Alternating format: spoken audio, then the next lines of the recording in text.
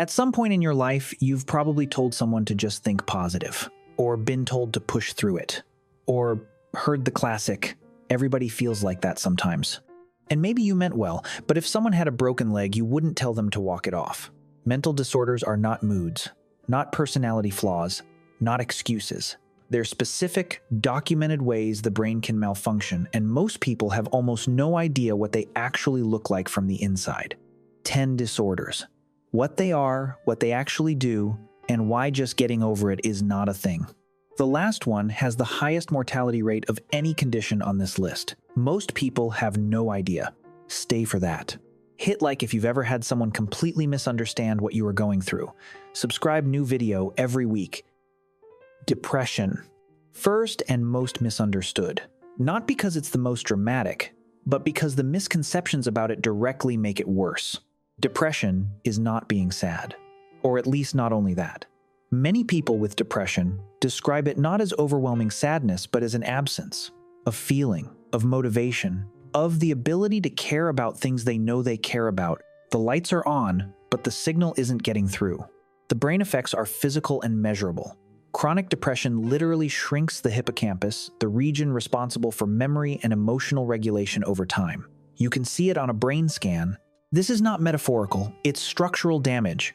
And here's what makes it so insidious. The symptoms of depression, low energy, social withdrawal, loss of motivation, are exactly the things that make it harder to seek help. The disorder actively blocks its own exit. You can't just decide to feel better.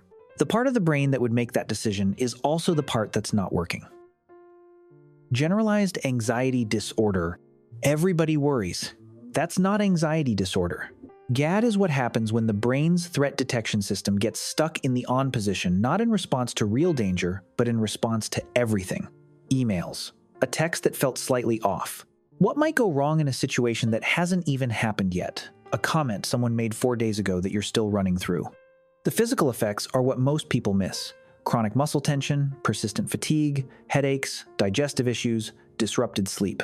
People with GAD frequently end up in doctor's offices for physical complaints that turn out to be anxiety running their body like a car with its foot permanently on the gas. The engine eventually breaks down, it's just not obvious which part goes first. The cruel twist. Worrying about whether you worry too much is itself a documented symptom of the disorder.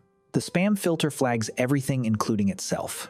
If you've ever lain awake at 2 a.m. mentally replaying a conversation from 3 days ago, welcome to the comment section. ADHD. ADHD is not a focus problem. That's the myth that makes everything about managing it harder. ADHD is a dopamine regulation problem. The ADHD brain has lower baseline dopamine activity, which means it struggles to sustain engagement with tasks that don't provide immediate stimulating feedback. Boring but important tasks feel not just hard, they feel physically impossible to start, like trying to push a car uphill in neutral. The part that breaks people's brains. The same person who cannot focus on a homework assignment for 20 minutes can hyper-focus on something genuinely interesting for 8 hours without stopping, because high stimulation activities spike dopamine enough for the system to function. Low stimulation tasks don't. It's not selective laziness, it's selective neurochemistry. Just try harder is exactly the wrong advice. You can't willpower your way out of a chemical deficit any more than you can think your blood sugar into a normal range. OCD. OCD is not being neat. It is not having a type A personality. It is not what happens when someone reorganizes your desk and you feel mildly annoyed. OCD is a cycle. An intrusive, unwanted thought creates intense anxiety, and a repetitive behavior or mental ritual, the compulsion, temporarily relieves it. The obsession returns. The compulsion has to happen again. This is the loop, and the loop does not stop on its own. The obsessions in OCD are often deeply distressing. Fears of accidentally harming someone you love, of contamination, of having committed a moral transgression. These are not thoughts people choose to have. They arrive involuntarily and feel horrifying. The person is not the thought, they're the one trapped with it. What makes OCD particularly cruel is that the compulsions that provide relief are the very thing that reinforce the cycle. Every ritual teaches the brain the obsession was a real threat, so it comes back stronger. The exit is also the trap. Halfway through, and the next 5 are where the real misconceptions live, the ones that cost people the most when we get them wrong. PTSD. PTSD is not being jumpy. It's not only veterans, and it cannot be resolved by choosing not to think about it. Post-traumatic stress disorder is what happens when the brain's threat memory system fails to file a traumatic experience into the past. Normally, the brain processes a frightening event and stores it with context. That happened. It's over. In PTSD, that filing doesn't complete. The memory stays in the present tense. This is why flashbacks are described as reliving, not remembering. The brain triggers the same full physiological response, elevated heart rate, adrenaline, fight-or-flight activation, as if the event is actively happening right now. The hippocampus and amygdala are directly disrupted by trauma. The nervous system is running a protection protocol based on the worst thing it's ever had to process. It doesn't know it can stop. Telling someone with PTSD to move on is like telling a fire alarm to stop ringing when the building it's wired to still registers heat. The alarm isn't wrong, it's just stuck. Bipolar disorder. The most common misconception about bipolar disorder is that mania is the good part.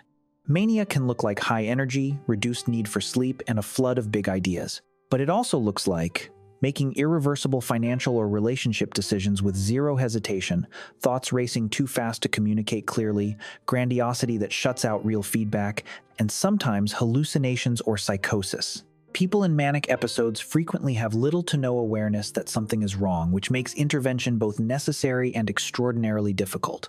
The depressive episodes of bipolar disorder are clinically indistinguishable from major depression. The oscillation between these states, sometimes with periods of stability, often without, makes bipolar disorder one of the hardest conditions to manage over a lifetime. It is not just mood swings. Mood swings are what happens when your coffee order is wrong. Bipolar disorder is what happens when the regulatory architecture of your entire emotional system loses the ability to find level ground. Drop a comment if you've ever heard someone describe bipolar as just mood swings and had to physically stop yourself. Schizophrenia. Schizophrenia is the most stigmatized condition on this list and one of the most consistently misrepresented in film and TV, usually as synonymous with violence, danger, or multiple personalities, which is a separate and also widely misunderstood disorder. Schizophrenia is a disruption of how the brain processes reality. Symptoms include hallucinations, most commonly auditory, hearing voices that feel completely real, and external delusions that resist correction, and disorganized thinking that makes coherent communication difficult. What's essential to understand, schizophrenia is not the result of weak character, bad parenting, or a personal failure. It has strong genetic components and involves documented dysregulation of dopamine and glutamate pathways. It is a brain condition. People with schizophrenia are statistically far more likely to be victims of violence than perpetrators of it. The Hollywood version is not the clinical reality. And that gap between what people believe and what is actually true is one of the primary reasons people with schizophrenia don't seek treatment. Stigma is not a footnote to this disorder. It is one of its most damaging effects. Borderline personality disorder. BPD is one of the most underdiagnosed conditions on this list and one of the most mischaracterized. The word borderline comes from outdated clinical language and tells you almost nothing about the actual experience. BPD is characterized by intense emotional responses, an unstable sense of self-identity, and a profound fear of abandonment that shapes how relationships are experienced. People with BPD describe feeling emotions more intensely and for longer than other people without the automatic dampening that most brains provide. A normal disappointment hits like a crisis. A perceived slight hits like a rupture. The fear of abandonment is not manipulation. It is a neurological response. BPD brains show hyperactivation of the amygdala in response to perceived rejection cues that other brains would filter as neutral or irrelevant. The reaction is real. The threat assessment is just calibrated wrong. BPD is also one of the most treatable personality disorders when the right intervention, specifically dialectical behavior therapy, is applied. That part almost never makes it into the public conversation. The treatability is real. It just requires the kind of help most people never know to look for. Social anxiety disorder. Social anxiety disorder is not shyness. Shyness is a personality trait. Social anxiety disorder is a clinical condition in which social situations, specifically ones involving potential judgment, activate a fear response that is disproportionate, persistent, and significantly limits a person's life. People with social anxiety don't just feel nervous at parties. They avoid situations entirely. They replay conversations for hours afterward, scanning every sentence for evidence they said something embarrassing. They cancel plans, decline opportunities, and gradually build their lives around minimizing exposure to the thing that scares them, which, over time, makes the fear worse, not better. Avoidance teaches the brain that the threat was real. The amygdala does not distinguish between a physical threat and social rejection. Social anxiety disorder is just that ancient wiring running at a volume the modern world never calibrated for. Eating disorders. Eating disorders have the highest mortality rate of any mental health condition on this list. Most people don't know that, because eating disorders are still widely understood as vanity issues, a phase, a diet taken too far, a choice. They are none of those things. Anorexia, bulimia, and binge eating disorder are not about food. Food is the arena. What's actually happening involves distorted perception of one's own body, a desperate need to establish control in situations where everything else feels out of control, and reward systems that become deeply entangled with the behaviors themselves over time. People with anorexia, even at medically dangerous weights, often genuinely do not see what others see when they look in the mirror. This is a documented perceptual distortion in how the brain processes body image, not a choice, not vanity, not something that can be corrected by being told they look fine. Recovery requires far more than deciding to eat differently. It requires restructuring the psychological architecture that made the disorder a solution to anxiety, to control, to pain before it became the problem. 10 disorders, each one with a specific mechanism. Each one harder to just get over than it looks from the outside. Here's the shift. You don't need to be a therapist to matter in this conversation. You just need to be someone who knows enough to not make it worse. Someone who doesn't say, just think positive. Someone who understands that these are not failures of effort or character. They're conditions that require the same seriousness we give to any other part of the body that stops working the way it should. Mental health care is still treated like a luxury in most of the world. Understanding is the part that costs nothing, and it's where stigma starts to break down. If you or someone you know is struggling with anything covered in this video, please reach out to a mental health professional. This video is a starting point, not a substitute. Tell me in the comments, which one did you know the least about going in? That's the one I want to hear. I read every comment, like if this was worth your time. New video next week. Same lane. See you there.